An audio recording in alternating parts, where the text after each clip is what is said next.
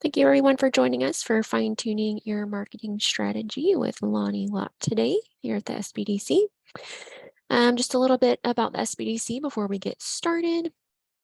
So we provide confidential, no-cost advisory services, as well as low to no-cost training services like the one we are presenting today. So we are a program of the of Cal Poly Humboldt, their sponsored programs foundation. SBDCs are located throughout the United States, but our network is hosted by Cal Poly. So we are funded primarily by the SBA. They're our primary funders. And then we also get some grant funding from the state of California, from the governor's office, to support small businesses. So that's kind of why we're here, to advise businesses and kind of help them along the way. Here are a couple of our local advisors. So lots of different specialties, from QuickBooks, marketing, accounting, how to find funding, SEO, general business advice, HR, etc. And then we also have access to other business matter experts throughout the Northern California region. And just a little bit of what we've done over the past couple of years. So currently we do, have Shasta County, Trinity County, and Siskiyou County as part of our local center here for Shasta-Cascade. But before then, just Trinity and Shasta alone. This is what we've been able to do in the past several years. Help businesses achieve 24 plus million in loans and equity. Start several jobs, new businesses started, etc. So we're really proud of being able to assist businesses with all of that. So I do have to read this disclaimer before we get going, just so that we're not attorneys or anything like that. So the information provided in this webinar and any supplementary materials provided to registrants are intended for educational and informational purposes only, and does not constitute professional, financial, or legal advice. No registrant should act or fail to act on the basis of any material contained in this webinar without obtaining proper financial, legal, or other professional advice specific to their situation. The Northern California Small Business Development Center and its host, the Cal Poly Humboldt Sponsored Programs Foundation, as well as our Siskiyou County Economic Development Council, specifically disclaims any liability, loss, or risk, personal or otherwise, which is incurred as a consequence, directly or indirectly, of the use and application of any of the information presented in this webinar. And then before I hand it off to Lani, just wanted to make sure that if you have any questions during the webinar, go ahead and put them in the chat. I'll monitor that during the webinar. And then if there's a break or a good time to stop Lani, we'll address those at that time. And yeah, I guess with that, I'll hand it over to Lani Lott. Okay, thank you, Emily, and hello, everyone. Last day of May 2023, Emily and I were talking earlier about, gosh, where did the year go so far? It's already almost half a year. So this webinar will be recorded, and you will receive a copy of my PowerPoint presentation along with the notes. So know that if you miss something, and when we're talking about certain subjects, you want to refresh yourself, you'll have that ability. This is me. I have my own women-owned consulting practice, and my specialties include business advising. I work in the area of community development, some in the area of nonprofit management, and then the balance is in downtown and economic revitalization. So I am very passionate about small businesses. I believe in small businesses, and I am so honored to be able to share information with a lot of clients to help them launch their business, or even all the way to selling their business. That's Charlie in my picture there. He's my sidekick since the pandemic, so I kind of like to throw him in there.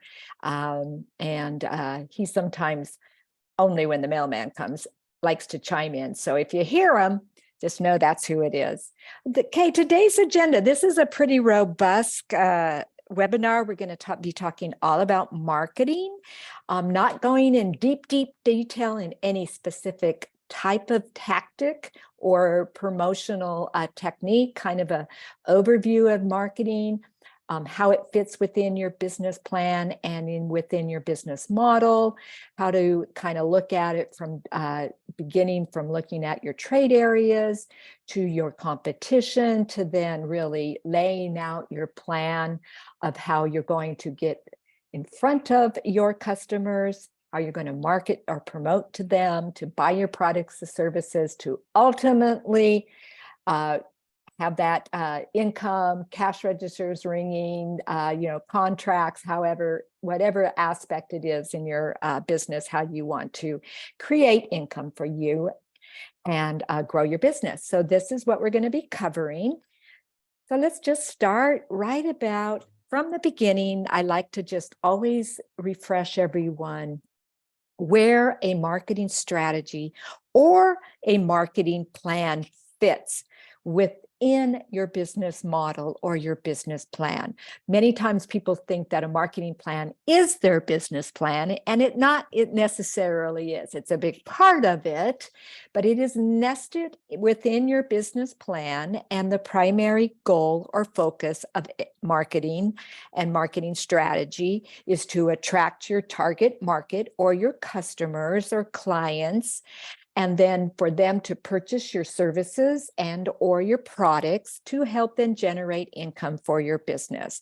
So it sits within that overall model.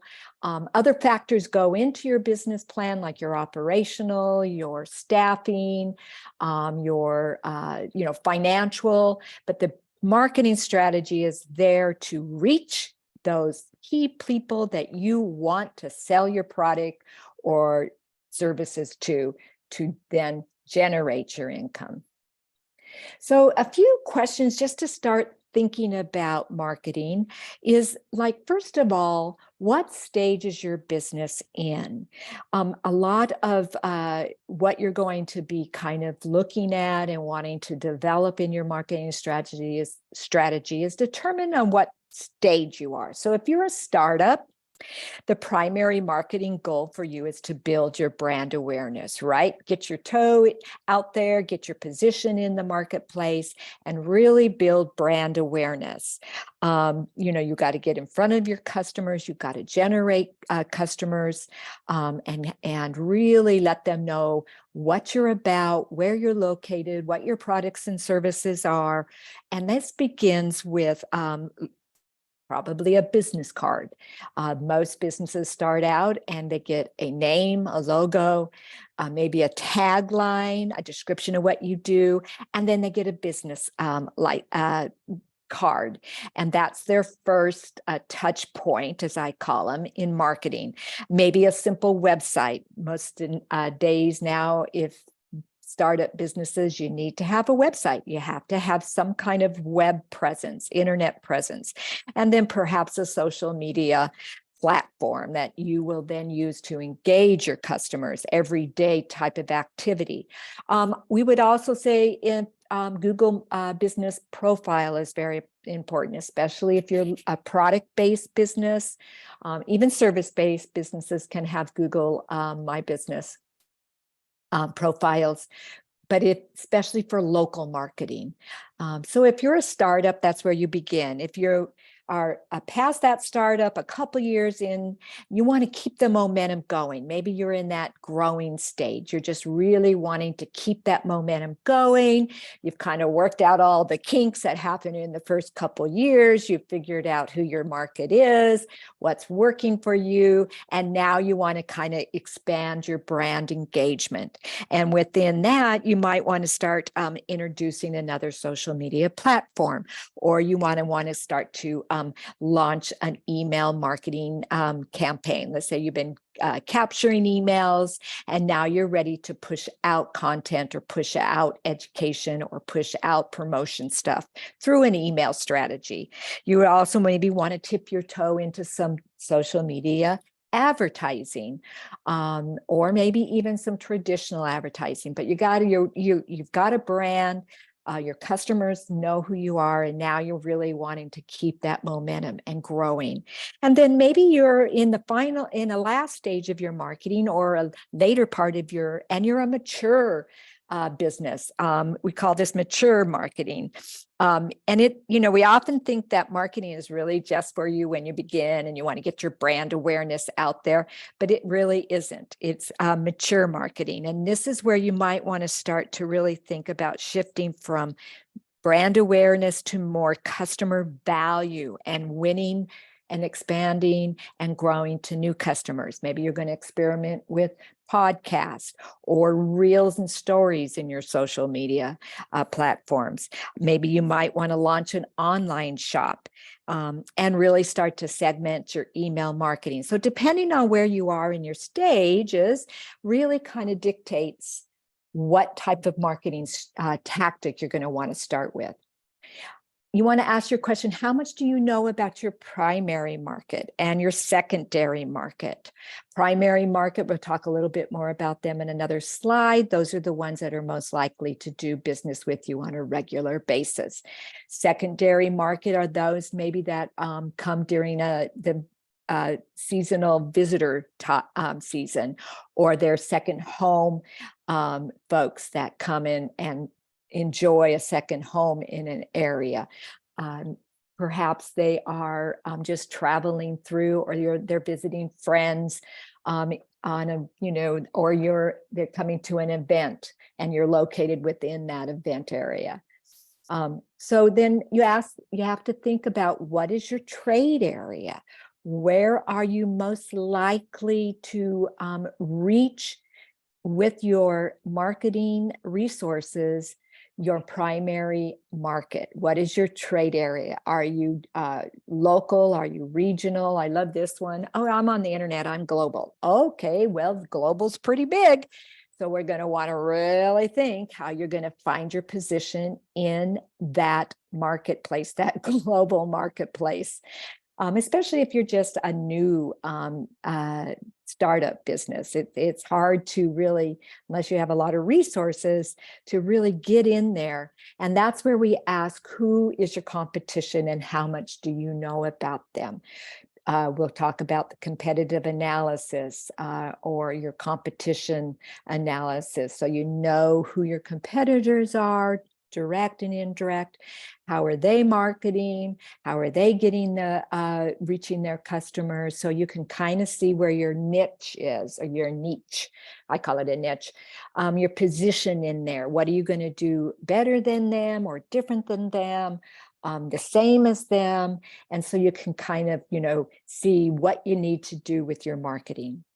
And then what marketing tactics are you using now? If you're a existing business, you already may have tried out some things. You may already have your marketing in place. Are you wanting to build more brand awareness? Are you looking at launching into a new region or another state? Do you want to reach more of your secondary market? During the pandemic, we saw a lot of visitors not traveling to a lot of our seasonality type of areas, but now they're returning. So now maybe you want to reconnect with them and remind them that you're open, or you're providing services again, especially if you're in the hospitality sector or the product sector. Perhaps you're wanting to really cultivate new customers. You're finding some of your customer base may be shrinking a little bit for any reason, and you're seeing new people coming to your area, or there's a new opportunity with something you're launching that you want to start to cultivate new customers. You might expand your trade area, or just promote new products or services. So you want to think about what you're using already, or have tried, or thinking of, and what is their purpose. So as we then go into the end of the webinar, we'll dive deeper into what each of the type of tactics are and how to leverage them. This, on the right-hand side, most of my slides always have okay. I'm just looking at the chats because it's, intentional. Okay, am I having a problem with? No, I think it's because you were just doing some commentary on Oh, the side. okay. Sorry. Don't mean to confuse everybody. On the right-hand side is Turncoats Dry Goods. They're a small business that launched this last year up in Weaverville, Trinity County, and they are primarily using Instagram as their promotional tactic to reach their business. And so this is just an example of one type of tactic that this particular business is using. His primary market is more of the Trinity County, but because he's open on Saturdays, he's looking for some of that secondary market of stopping by and in visiting his very unique recycle reuse store. It's really very cool. It's right on Main Street. Okay, so determining your trade area and identifying your market. Let's start with going a little deeper into that area. So looking at determining your trade area, there's several ways to do it, because the size and shape of that trade area can impact a lot of different things. The type of product you offer. So if like when you're thinking of a trade area, if you are offering groceries or gasoline compared to shopping items as furniture and appliances, your trade area is going to expand and shrink. So really, it depends a lot about what type of products or services you're going to be offering. Competitors in your area will help determine your trade area, how small or how large it needs to be. A lot of competitors in your, let's say, closer area, more local. You may then want to push out and look at more of a regional trade area where there's less competitors or market isn't as penetrated. The availability of goods and services offered already in your community will really help determine your trade area. And then there's physical barriers between your site and your customers, such as lakes, railroad tracks, or forests. Like for Trinity County, and even Siskiyou County, we're pretty rural. There are a lot of the smaller rural communities, maybe off the beaten track, or so they're a little bit harder to then get to their enough of their target market to be able to drive the income that they'll need to support their business, so they may push out more. So you want to really think about what should be my trade area that's going to generate the majority of my market or reach the majority of our market. When we talk about trade areas, the simplest way to do it, and this is where I begin with a lot of businesses, is especially if they're looking at more local marketing, is to draw a circle, drop it down where your business is located. And that if you're a home-based business or an office business, kind of just drop it where you're located and then look at what touches, 10 miles, 15 miles out, 60 miles out, 40 miles out. So on the bottom here, Weaverville is right there. Say I was in Weaverville, and then I wanted to see what a 40-mile radius is. Well, it really expands quite a bit. Small 10-mile radius reaches very little of the region. It reaches a little bit of Junction City and Douglas City and Weaverville and Lewiston. These are small little populated areas. But when I go out to 40, I start to touch down into Red Bluff. I get all of Anderson and Reading in. And so the trade area is much bigger. But then again, you've got to see, will folks from Reading or Anderson travel up to Weaverville to purchase my product or service, or vice versa? So you want to kind of think, okay, well, 40 miles is great. Maybe that's more of my secondary market.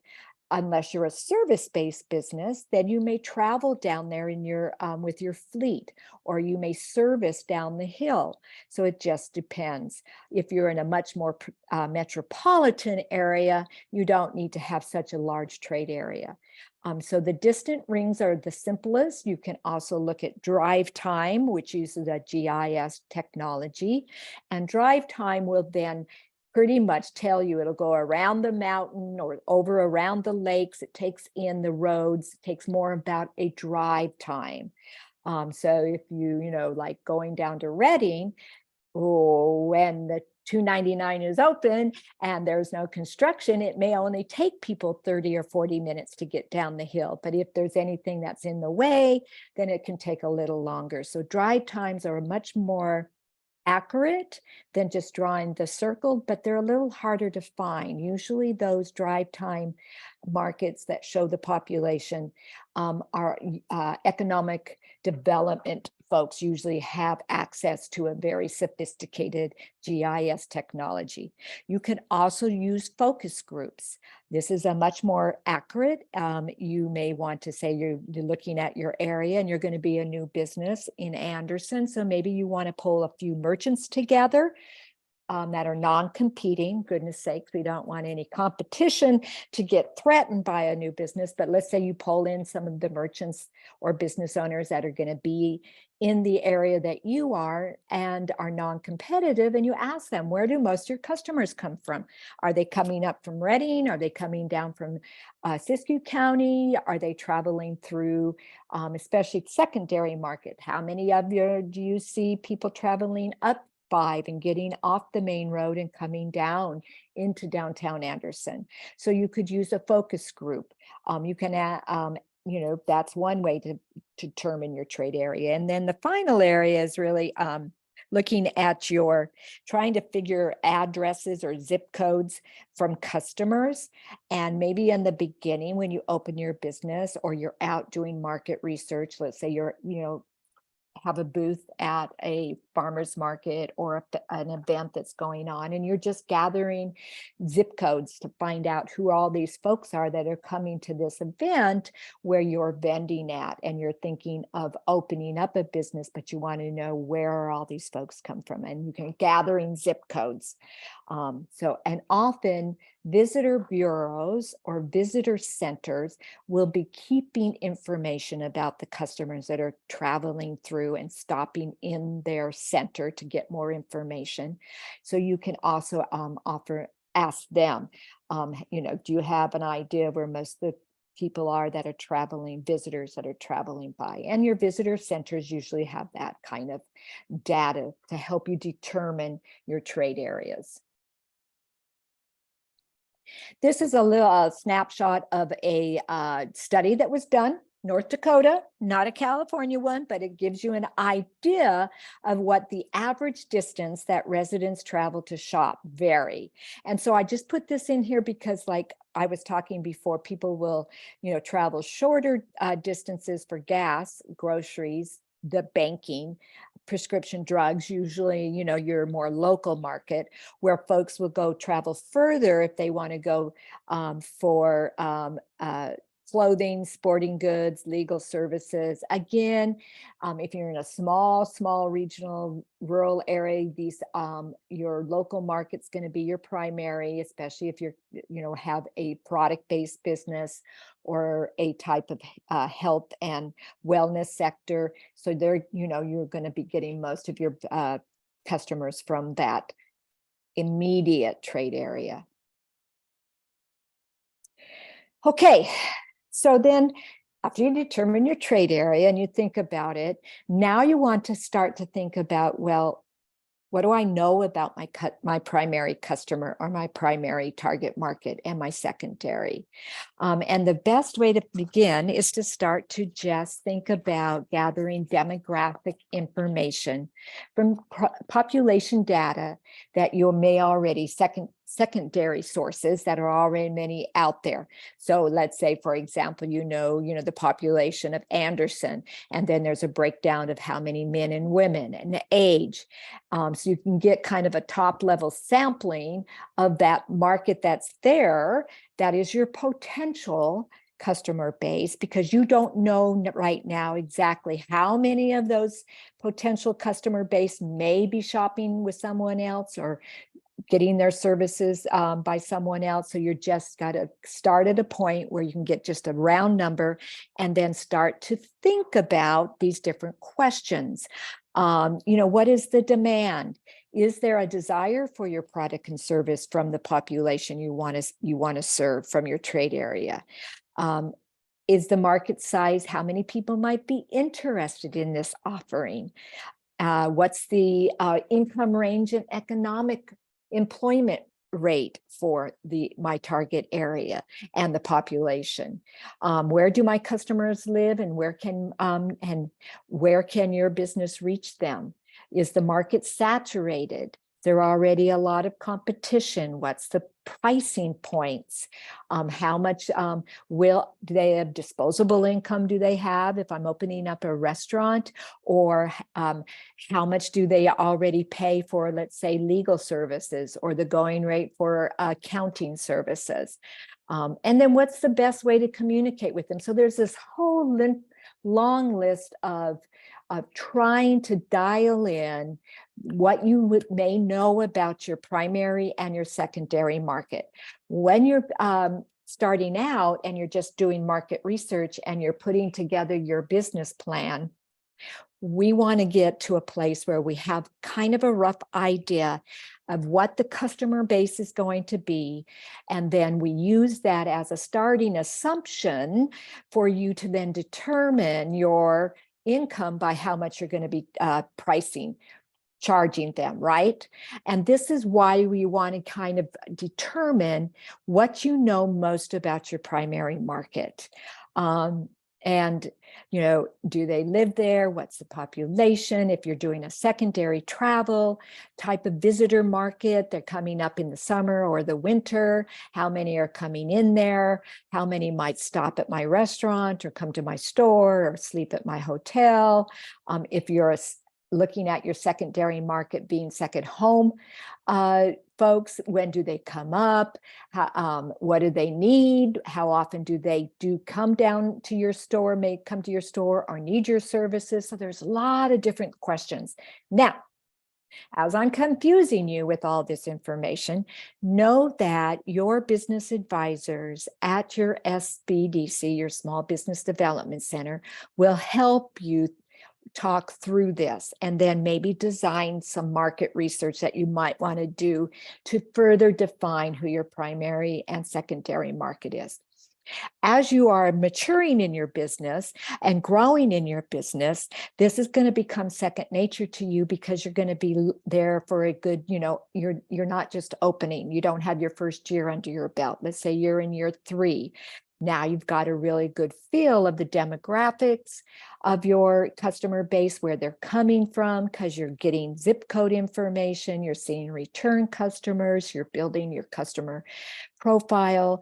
And so it becomes much easier as you, continue on your business. In the beginning, this is an area that it takes a little bit of research to figure out. So to gather some of that data, that secondary data, you can look on federal, state, city, and county websites. Many of them will have a place where they've broken down the economic demographics of the region. You can ask your economic development partners. You could even look at trade and industry associations, especially, in your sector. You are doing research already about your type of business, and then is it a growing business? What are some of the opportunities? And then your trade association or your industry association may have conducted a survey already with other like businesses and have an idea of who is most likely to use those type of products, especially if you're in the health and wellness or the restaurant or hospitality. Service-based businesses have great trade associations, especially if you're in the like construction realm or the heating, air conditioning, electrical, any of those type of construction related industries. Often their trade association has done some market research on what is the target market look like that's purchasing those products and services. I've mentioned visitor sites, and then there's some private sector sites that do break down customer economic profiles. And again, this is usually paid. It's pretty expensive, but a lot of your economic development partners, as well as your cities, counties, have gathered that data have belonged to a certain type of a service that provides that on a regular basis. And I just put here on our website, there's a lot of links and tools, as well as the Shasta Economic Development has some regional data for you to start to kind of look at. Do I have any questions so far, Emily? Not so far. Okay, you're just putting some in there? Okay, great. Thank you. All righty. So now we've covered your trade area, talked about your primary and secondary target markets or potential customers or customers. We're going to look now at your competition. I love this topic. I love working with clients when we're trying to figure out who their competition is. What do I need to know about them? What do I do with the information I gather? And it is always fun to kind of see what my clients return with after they've done their market research for their competition. So understanding your competition, of course, it's, a no-brainer. The more you know about your competition, the more you'll know about your own business, where it stands in the marketplace, what maybe the baseline is in your competition. Who is that one that is like the higher end competition, or the one that you say, oh gosh, I just want to kind of get to where they're at, and helps you kind of figure out where you want to be in that marketplace. And you don't have to reinvent the wheel. I always tell my clients, sometimes when you're doing your competition analysis and you're talking to a competitor that is maybe not in your direct trade area, not a direct competitor, but more indirect, and maybe they're located in a non-competing area, and you're calling them to find out more about their business because it's very similar to yours. Sometimes partnerships get forged, and maybe that business that non-competing competitor has too much business, or they have a lot of people that are coming from your area that they can't service, and now you have a referral. So thinking about your competition and our competitor analysis or competitive analysis is really the process of identifying competitors in your industry and researching their different marketing strategies. So assist with you knowing where you are, so you can look at, do you want to increase sales and market share? You want to improve profit margins for a given period of time. You want to ensure your survival in extremely competitive markets.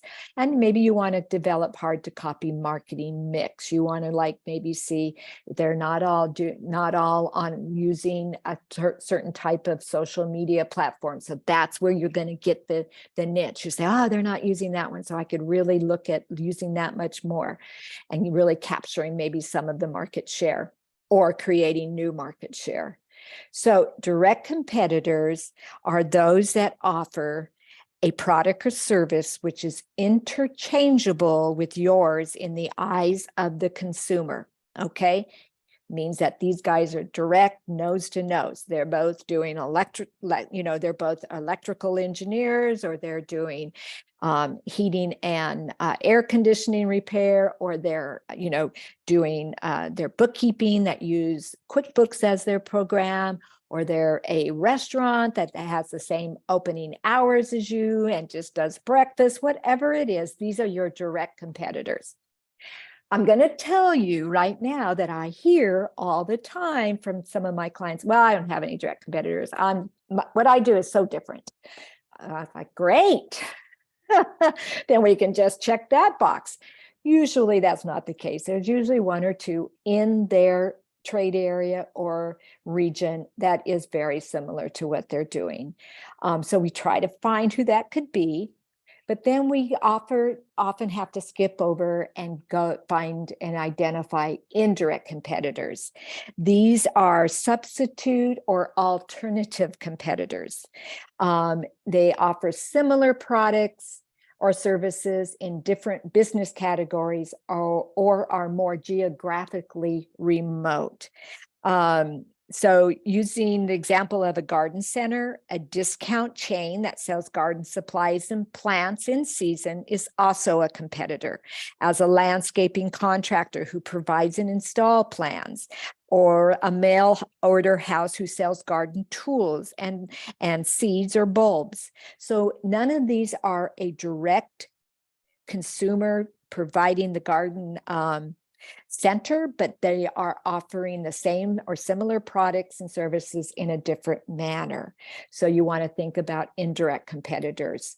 And then replacement competitors. These are competitors that offer an alternative to the product or service that you offer. So the example that I pulled here is that a restaurant and a coffee shop in the same neighborhood could be replacement competitors. So maybe one is just a coffee shop. It has booths. It's open on maybe 8 to noon, just does a very light breakfast and lunch, where the restaurant is more of a dining and opens in the evening. It's a white tablecloth, but they are somewhat of a competitor because people are making decisions about where to spend their dollars. Do they go out for breakfast regularly, or are they going to come in and go to your white tablecloth restaurant? So you're knowing who your competitors are is really key. I always try to get clients to try to identify at least 3 competitors. Really hard for my clients to do, but it just depends on your type of business or your industry. So at least 1 direct competitor and 1 indirect competitor. But if you can get 2 direct competitors and 2 indirect competitors, that's great, or replacement competitors. And then there's your business. So you start to think about, well, how do I learn about my competitor? Well, the easiest way is pick up the phone and call them. Used to be. Now you can just pick up your computer and search on the internet and look at their website, look at their social media platforms, look at their Google My Business profile or Google Business profile, look at their Yelp reviews or TripAdvisor reviews. It's so much easier and so much more effective to be able to sit at your computer and just look at them. You may need to get more information, what you want to find out about them. How do they answer the phone? What are their hours? Some of that you may call. You may want to pick up the phone and, just pretend you're a customer. It's okay, guys. You're not doing anything wrong. You're not going to get in trouble. You may want to go to, and sometimes I recommend, especially businesses that are getting in a certain sector, to go to a home show. Especially if they're in the construction or service-based businesses. Go and don't have a booth. You may just want to go as a customer and look around and get business cards, talk to folks that are there. And sometimes it's really easy just to introduce yourself that you're opening up a new business and you're just here to find out more about, what's going on in the community, and you exchange cards, and now you have a nice referral. So you want to visit a trade show or an expo.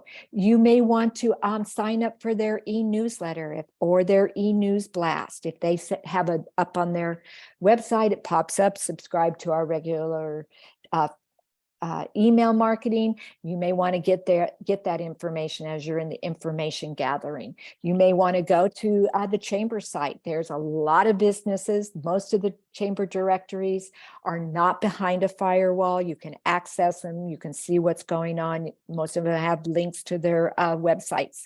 So what are you going to be asking? What are you looking at for? You want to look at their products and services. What's their pricing?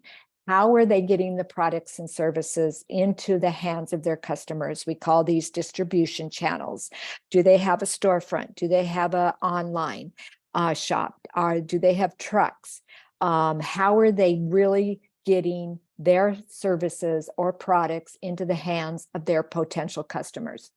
What's their brand and design values telling you? What does their brand look like? What type of media and marketing activities do they really have? My daughter owns a roofing business in Nevada County, California, Grass Valley, and they do a lot of reviews. They are participate in the Best of Nevada County, when they get an award or something, it goes right on their front of their website. So you know that they're kind of that in that area. They're the best of, right? That kind of tells you that they have a lot of people that voted for them. What's their customer service and loyal programs? Do they have any? So you just want to kind of dig in, mine them, and then start to put it on this little fancy matrix that I have created. You can do it any way you want to do it. This is just with Excel. It's nothing fancy, but there you put your competitor 1, 2, and 3, and then your business, and you list what you found out about their strengths, their weaknesses, what are their products and services. Most important, what's their pricing? It gives you an idea. Are you going to price? Is your pricing points higher than your competition or lower? Marketing, what are they doing for marketing? What is their customer service? Do they have a pop-up chat box that then they respond to, or do they actually answer the phone when it calls? Do they get back to you? Where are they located, and any other information that you can gather. And this helps you kind of figure out what's kind of the baseline in your industry of what you will need to do, or we want to look at making sure you're doing in terms of your marketing strategy. Do all of them have really nice websites that you can sign up and schedule your appointments with? Do they list up free complimentary something? What social media platforms are they using? Are they current? All of this will help you then figure out, well, I got to do this and this to stay even with the competition, but my marketing can also start to branch out in here because I don't see too many of them doing that, as another way to really get anchored in the marketplace. Okay. I see a little question there in the chat, Emily. Okay.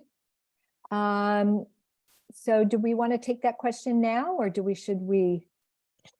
So I don't know if you can read it or not. It's kind of a lengthy question. Yeah. So when you're looking at a specific type of demographic information, as this one of our attendees is, she's really looking at a very specific type of client or potential market. I would say, because she's in the industry of health and wellness and looking at a specific issue, I would contact any association that deals with that specific disorder. They have a lot of, you can look at the internet, are there white papers, who's writing about that? You may want to call up one of the type of places that deal with that specific disorder.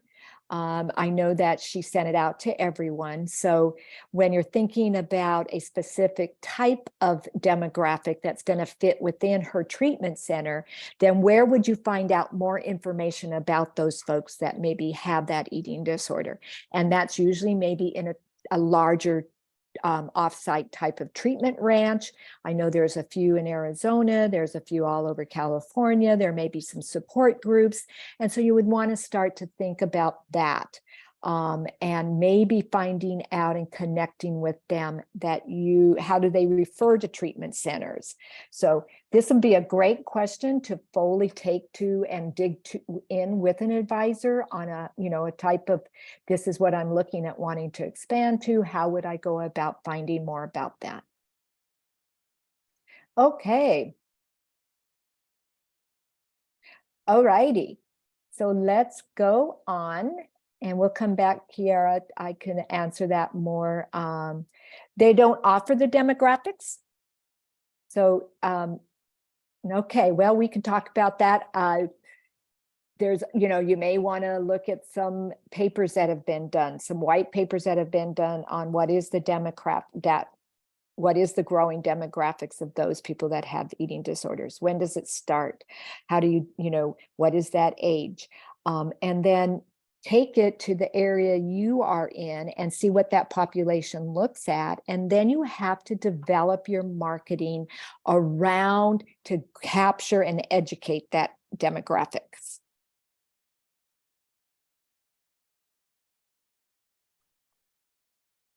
All right, so when we start, we kind of know a little bit about our competition. We're learning more about our target market and our trade area. Now we're starting to think about putting together some of our marketing tactics to reach them.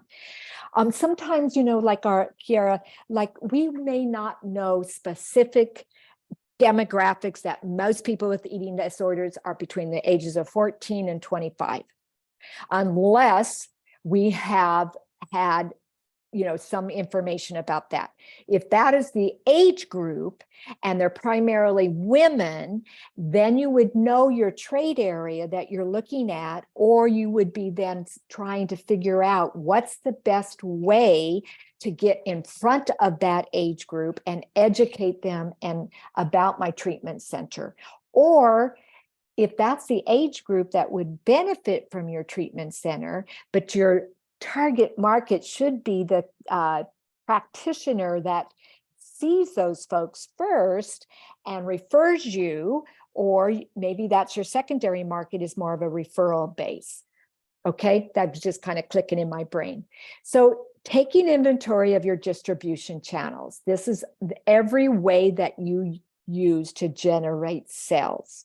Are you delivering? Do you do takeout? Are you e-commerce based? Are you social commerce? Are you doing everything virtual? Are you doing things business to business, selling wholesale to other businesses? Do you have a bricks and mortar? Do you have actual storefront or office, or a treatment center? Are you sharing a space within a space that has other health and wellness businesses?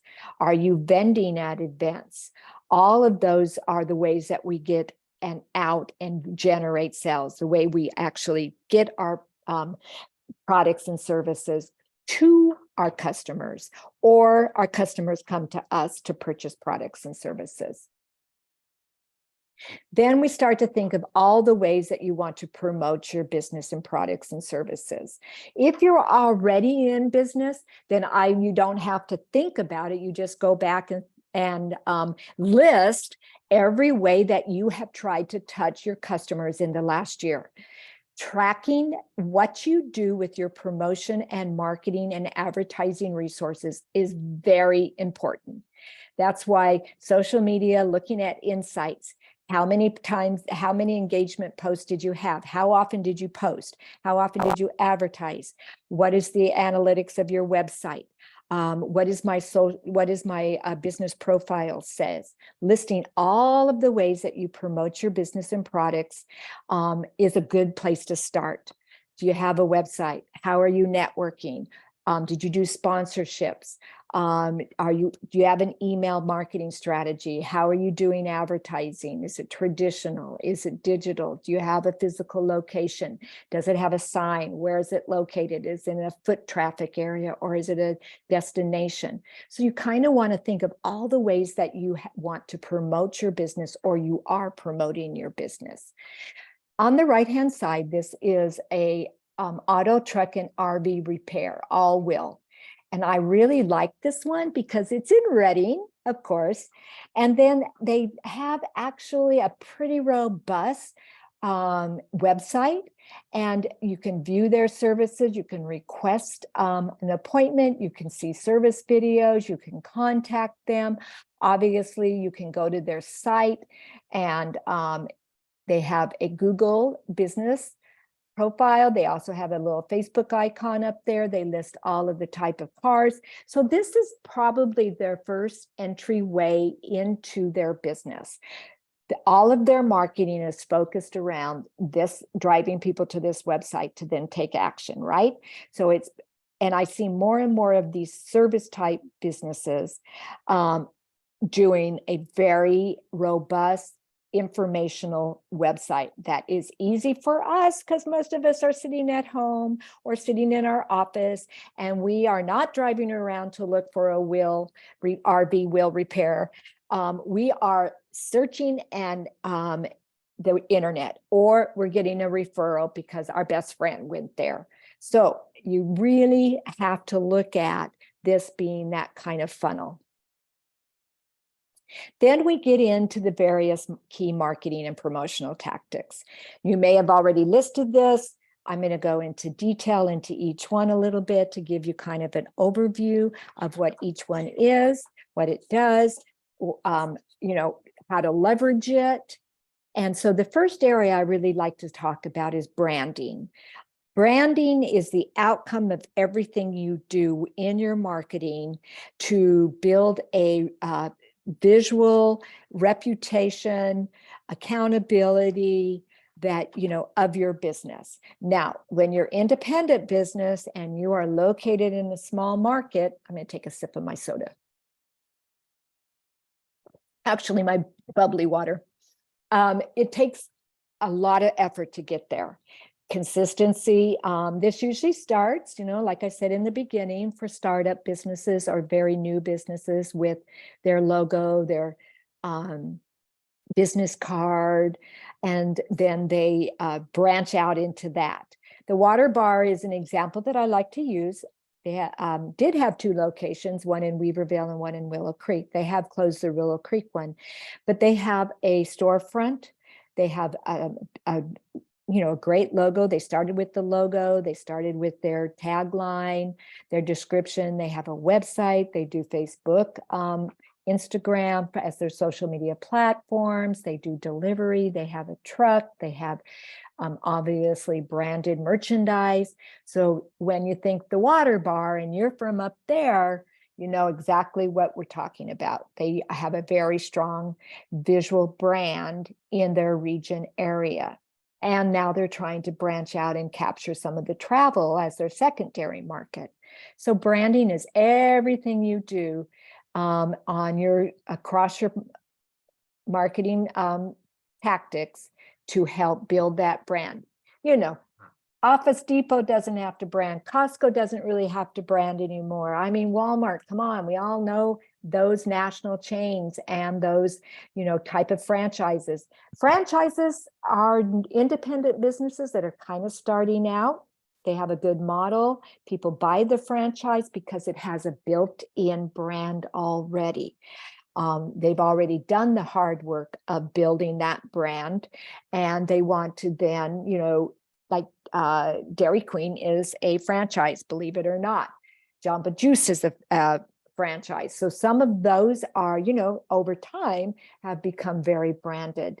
And then people buy a piece of that franchise. It can be very expensive, but part of the value is that it's already recognized. Okay, the first area that I really want to talk about is your website. You really need to have some type of website, some type of portal that people can come to and learn more about your business.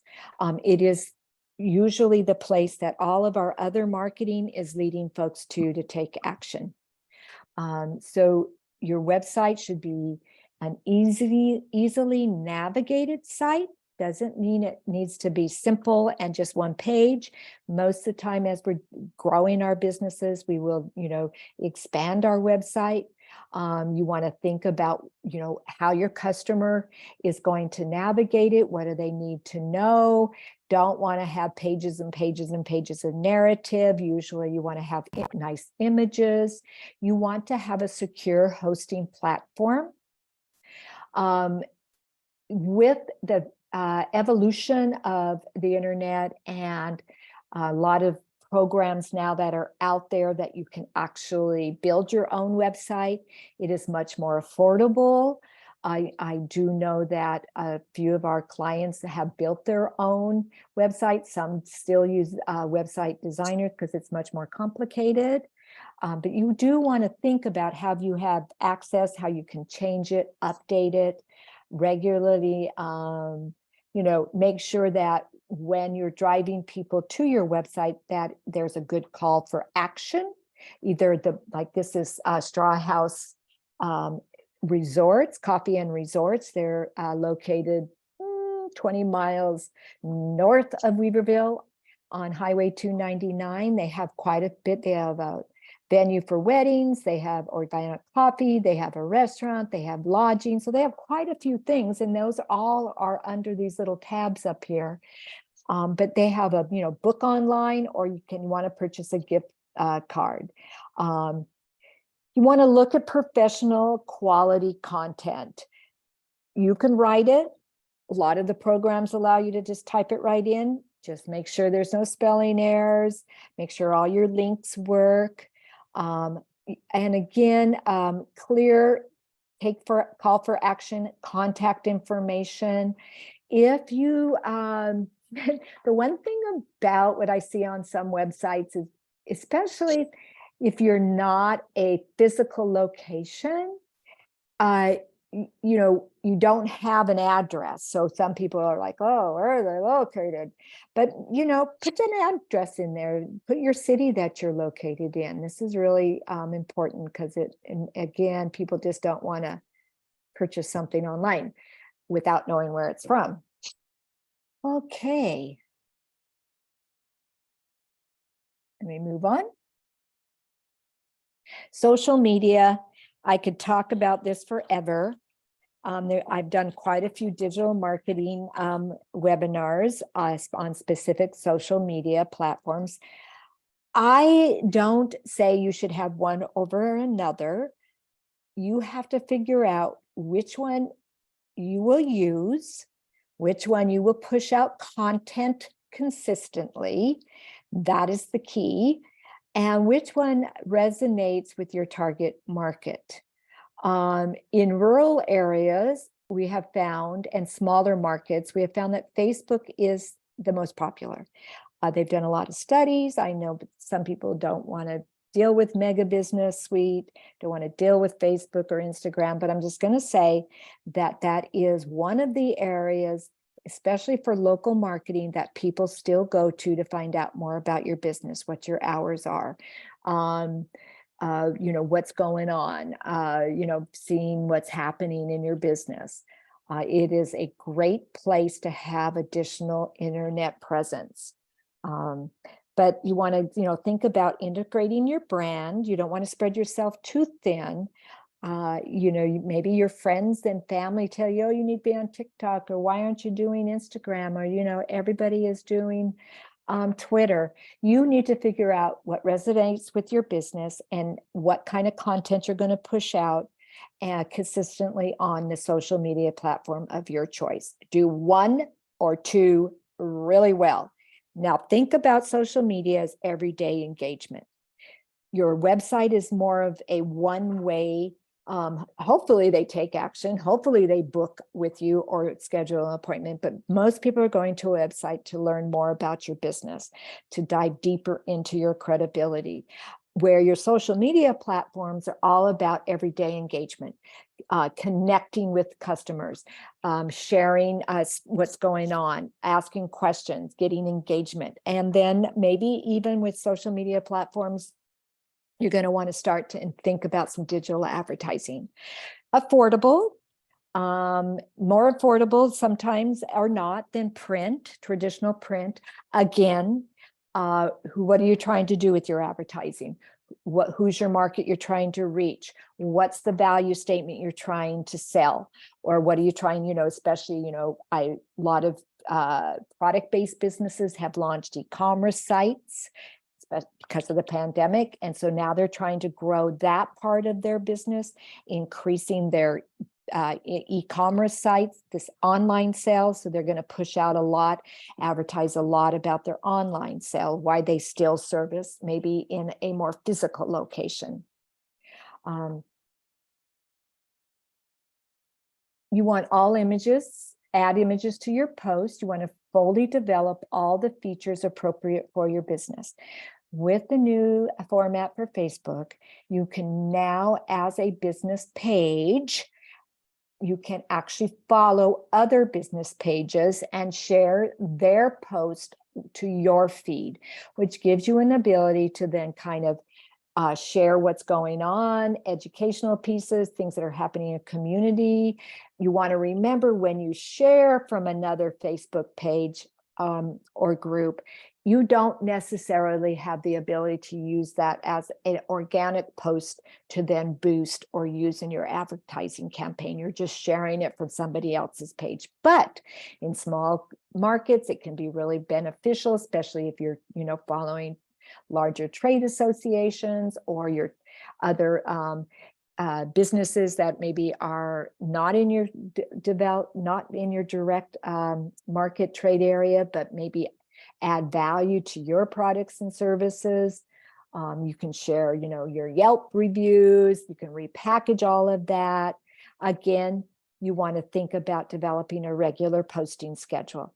Your social media platforms will do nothing for you unless you consistently post content and share it to your followers and have other people share your content. So you need to post at least 3 to 4 times a week.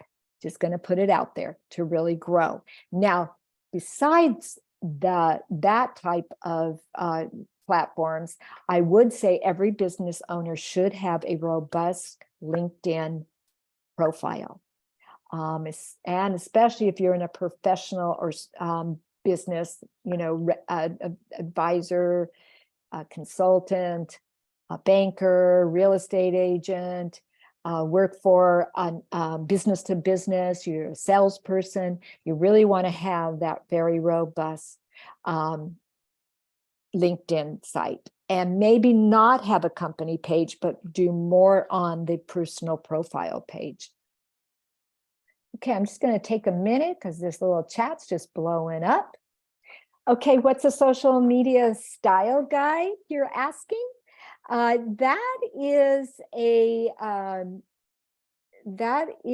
style guide is kind of like, it kind of grows out of your personality, but a social media style guide would be if you have other folks that are posting for you,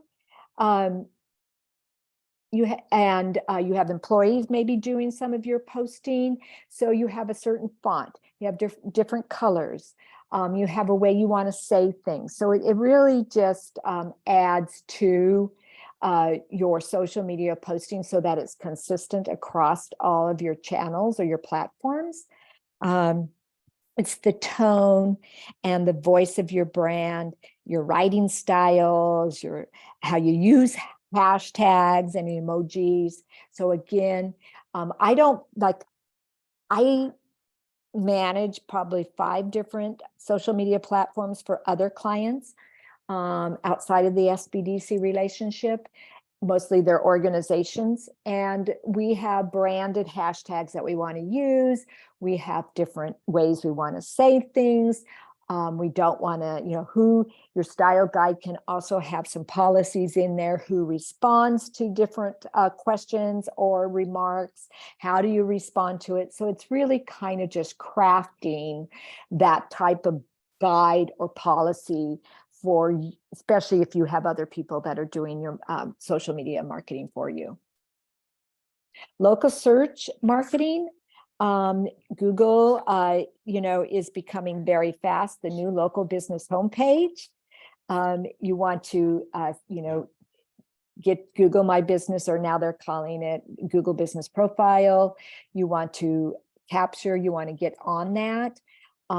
You can, as a service-based business, there's an ability now to not have, maybe you service different areas, but you have like a truck, or for example, I have a traveling therapist. She goes out to different businesses and does it. So she doesn't just have a location. She does have a location now, but in the beginning she was traveling. So they do allow you to have up to 25 different places within your region. You want to think about consistently providing name, address, phone number, and your URL or your website to all directories that you're going to be listed on.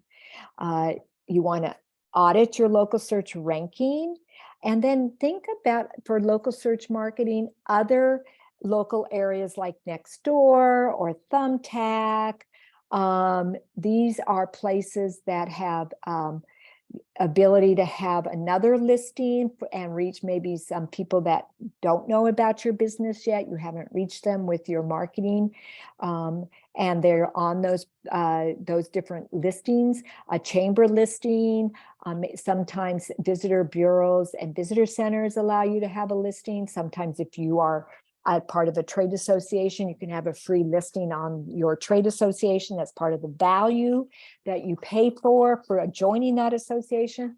You just want to make sure that all your links work, they have consistent information. So regularly monitor those sites. Reputation, this is your reviews and recommendations.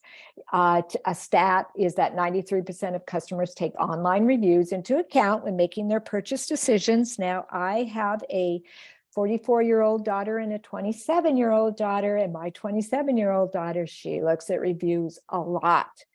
That generation makes their decisions a lot based on what the review is for the restaurant, or even the dentist, or the car repair, or all of things. Because how do we then, other than talking to our friends and family that maybe don't even live near us anymore, how do we find out about what's a good house painter, or carpet cleaner, or some of those service-based businesses, even a restaurant, lots of new businesses opening. So you want to think about making sure that you've captured and claimed a listing on the top business review sites that are relevant to your business.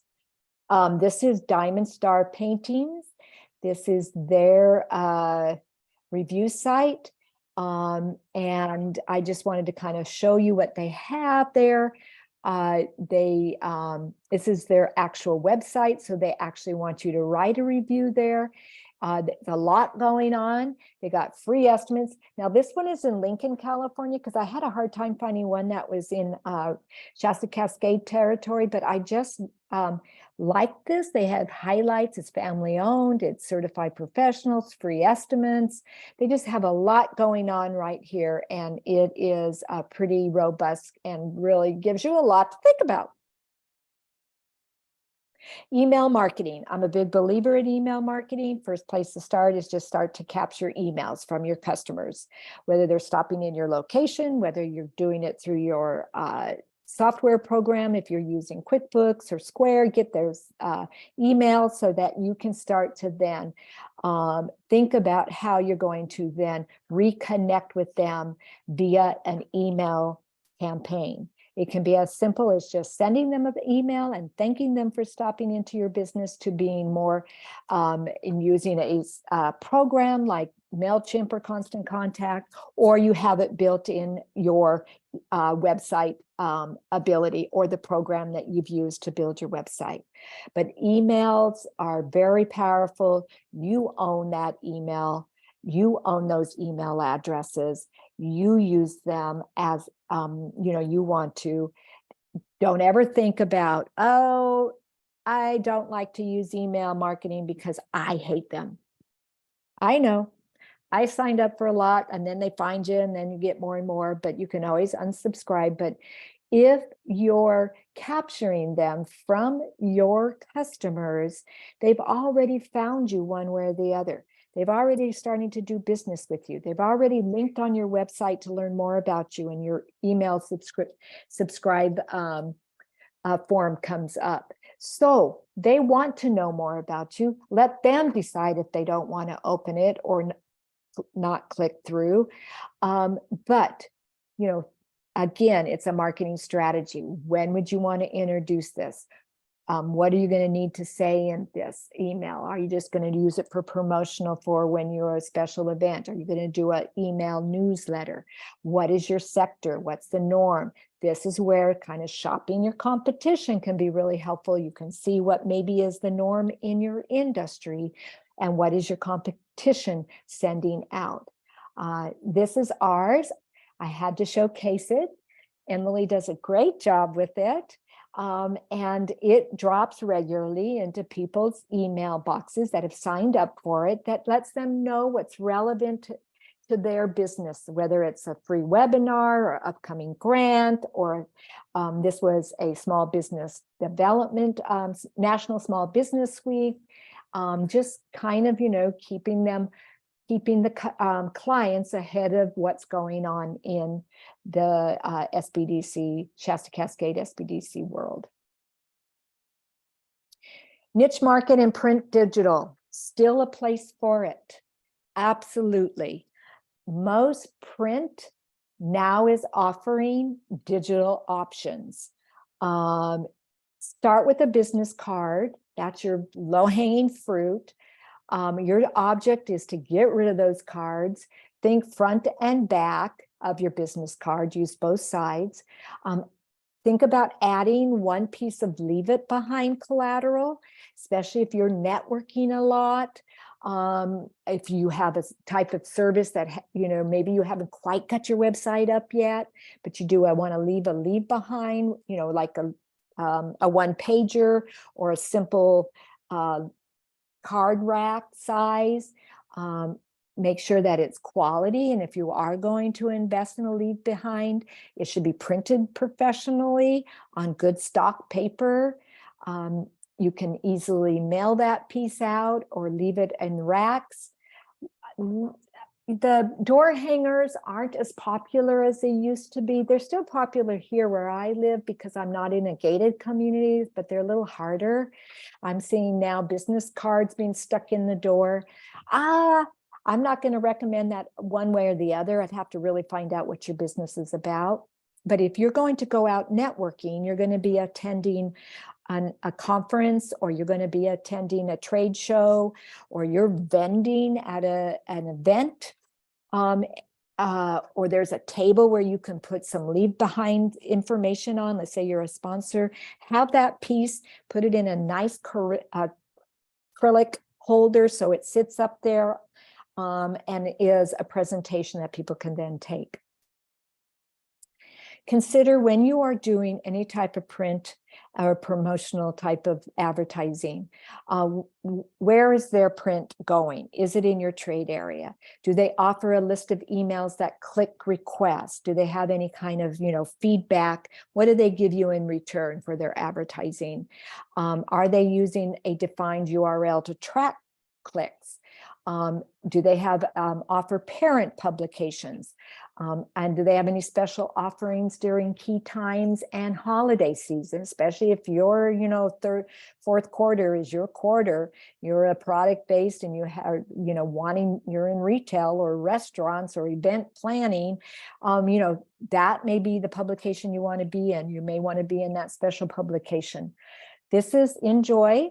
It's a local magazine up in your area, in the Shasta-Cascade area. They have a whole section on for advertising, break down their demographics that they reach, how often they go out. They have a full-on digital site and a print site. So this is a link to it. You can definitely easily go there.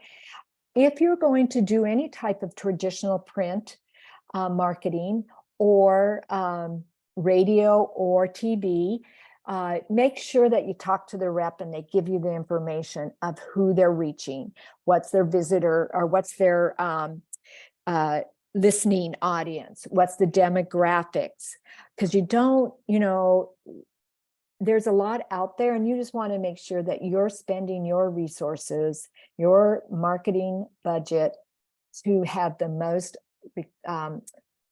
ROI, the most bang for your buck. So you want to return of your investment, right? So you want to make sure that it's in line with what your goal is for that advertising tactic. Leverage your memberships. You join one, leverage it to the max. I don't recommend one over the other. You've got to do a little bit of research. How are you going to leverage this? They offer a lot of benefits for networking, for having a listing on their directories. If they are have an office, you can usually have your business cards there. They do referrals. They have places where business to business can network. Some of them even offer packages for advertising. So you want to really look at the benefits and build it into your marketing strategy, how you're going to leverage them. Just having a listing and paying for it and then saying, well, I never got a lead from it. Well, okay, so how did you communicate with the front office people, and how did they did you go and attend any of their events and exchange business cards, and then have breakfast, and then also follow them all on LinkedIn? It's, you know, a really, really deep networking opportunity to really use your membership benefits. Trade shows, events, and festivals. If your business wants to participate as a vendor, or you want to be a sponsor, there's different ways. If you're going to actually vend, you want to look at and think about it. It's a great way to kind of bump up my cash flow or generate sales, build my email marketing, get brand awareness, get out there and do some market research and talk and see, you know, talk to customers that stop by my booth, see what they think of my products or services. You can cultivate new markets this way. You can also, like I said before, check out the competition, opportunities to network, test new products, gather feedback. If you're a sponsor, maybe it's part of your mission to give back to the community. So you sponsor 2 or 3 events that are in line with your mission, and then you get name recognition for that. You can repackage all of that into your social media and talk about the event, show that you're a sponsor. You get a bang that the event promotion and marketing will have your logo in their marketing. So again, thinking about how you're going to use this to build brand awareness, reach markets, drive sales. There's all different ways, and you just have to be very specific about your purpose. Whoosh! Down to the last couple slides, I promise, my friends, and then we can just chat away. I even have, like, 10 minutes to do that. So where do I go from after I've heard you for these 40 minutes, this hour? What do I do next? Okay, you want to really think about, first of all, what's your goals with your marketing. At the SBDC as advisors, we're always, think about what you're trying to achieve. So look in your crystal ball and say, what do I really want to achieve with my marketing in the next couple of years? What are those high level goals? Am I wanting to promote my new location, or am I looking at a second location? Do I have new products and services I want to showcase? Do I have a new e-commerce site? Am I new to the area? Am I branching out into a new region? Am I introducing, several new trucks to my fleet? Am I wanting to reach my secondary market, because now they're starting to return in the winter because I'm in a ski area, or in the summer because I'm in that type of a visit place? So you need to define what your top level goals are. Then identify your target customer groups. If I'm wanting to promote a new second location, who's that market over there? What do I know about them? What's the population? How have I defined that there's enough market there to support my second location? And then what am I already have in place that's working? What do I want to introduce? Because I'm said that in the next couple of years, I really want to build my social media platforms. And what do I need to do that? Draft your 18-month action plan and then implement it, tracking along the way. I can go into your full on, Excel on how do you put together that type of a plan, but this is the best way to start. And then, there's the who, what, where, when, and how of each strategy that you want to grow. And then who is going to do my social media platform? What is it that I'm going to push out? When do I have to do it? How do I incorporate it into everything else I'm doing? And so then that leads you into other aspects of your business. So let's say you say, okay, I really want to grow all of my social media platforms, but I'm a one-person show and I don't have the ability to do everything. So I may need to add a part-time employee. So then that grows over into your business plan, right? It's still your marketing strategy, but then now you are going to be looking at bringing on someone to then grow that social media profiles, engagement, advertising to drive revenue to support the growth of your business. And last but not least, thoughts when drafting your marketing plan. Do your research. Dig deep into your insights, look at your sales, ask sales representatives or staff. The hardest thing about market research is that you're trying to base your plan on as much facts as you can gather, not just arbitrary assumptions or statements. Start with drafting a strength, weakness, opportunity, comparative analysis of your promotional and advertising ideas.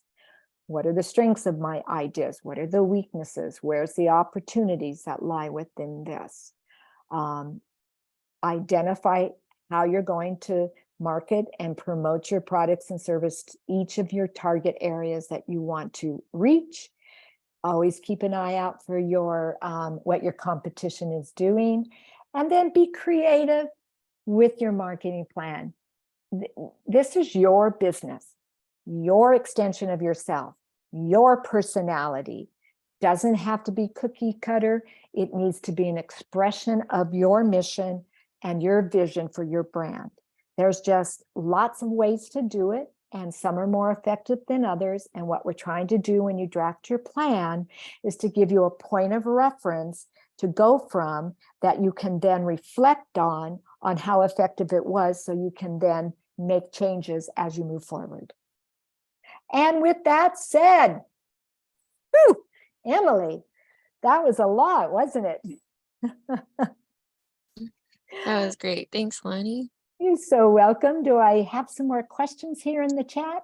Yeah, we at least have one more question before I get to that. Just want to make sure everyone knows I put a link to our survey for this webinar in there. It's really helpful if you fill it out for us. Lets us know how we did today. If you have any tips on how we can improve it, or any suggestions for future workshops as well. Okay, so the question was, how do you audit your ranking and improve it? Good question. That's probably more of a question for Zach than me, one of our advisors. You want to start, first of all, what's your baseline ranking, what you start with. Ranking is, how are you with Google Analytics, how are you moving up in the search engine ranking? Are you number one search? Are you number two search? I just had a client who is on Etsy, and one of her products that she sells, they moved it up in their ranking by putting her on the front page. So as advisors, we will look at where you are. We'll go into your analytics. We'll see what you're doing. And then we will work with you to provide recommendations of why your ranking is lower, could be higher. Is it your keywords you're using in your descriptions? Is it the type of content you're sending out? All of those different factors. Okay. Okay, it looks like I don't see any other questions in the chat, but if you have any, go ahead and put them in there. Okay. We have oh yeah, Kiara, yeah, the comparative analysis sheet can be shared. I'll send it to Emily, and Emily, you can send it out, or it's just really simple to make on Excel. That's all I made it on was, it's just a simple one. You can absolutely just create your own if you want to. I even have clients who just draw it on a piece of paper and then start filling it in if they're not, comfortable with Excel. But I will definitely send it as a PDF to you, Emily. Okay. Perfect.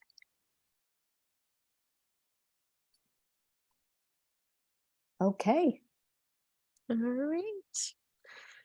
So yeah, so here's how to get a hold of us for our local center. And then if you're not located in our area or don't have an SBDC that you're already working with, you can find it at americassbdc.org /find your SBDC. And then there's some links to our social media pages. We're on LinkedIn, Facebook, Twitter, as well as our YouTube channel. So definitely feel free to check all of those out. Anything else, Lani? No, I just really appreciate everybody taking the time today to, join me for this webinar. I try my best to dissect this into bite-sized pieces so it makes sense. But it is pretty, robust, and developing a marketing plan can be kind of detailed, but we just try to share the best practices with everyone to just start to think about it. So whatever way works for you for your marketing plan, that's great too. So hopefully there was some nuggets of value that you can take back and kind of reassess your marketing and see what you might maybe in the next couple of months might want to try or do or think differently or start to gather more content. So I really appreciate you, Emily, hosting this, and I'm going to stop sharing so I can end this. So I will see everyone next time. All right. Thanks, Lani. Thank you.